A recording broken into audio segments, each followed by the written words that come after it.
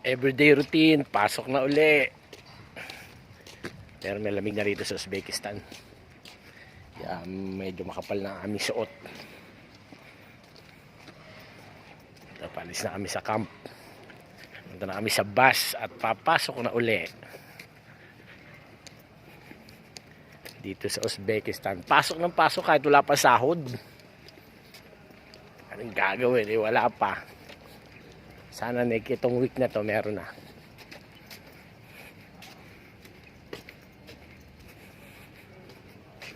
Ito nga pala ang aming camp.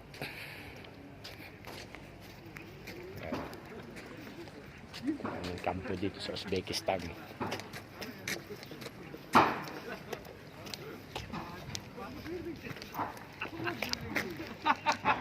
Pasok na kami, papasok sa trabaho. Malamig na.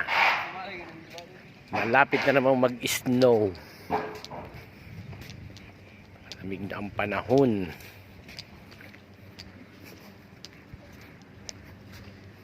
Nakabala ang aking uncle, si Choroy.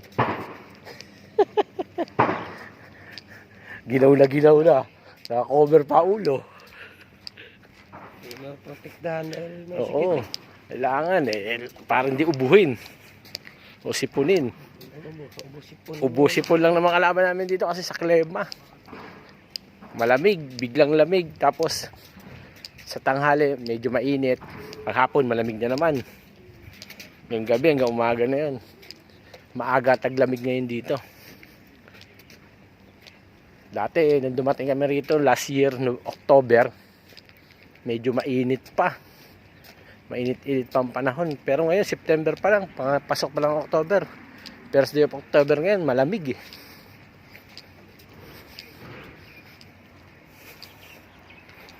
Okay. Punta na kami sa bus. Punta na kami sa gate.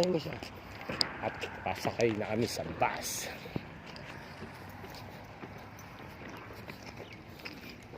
Ito. Isa amin boy, laging nauna yun eh. Andun na yun. Ano na masasakyan.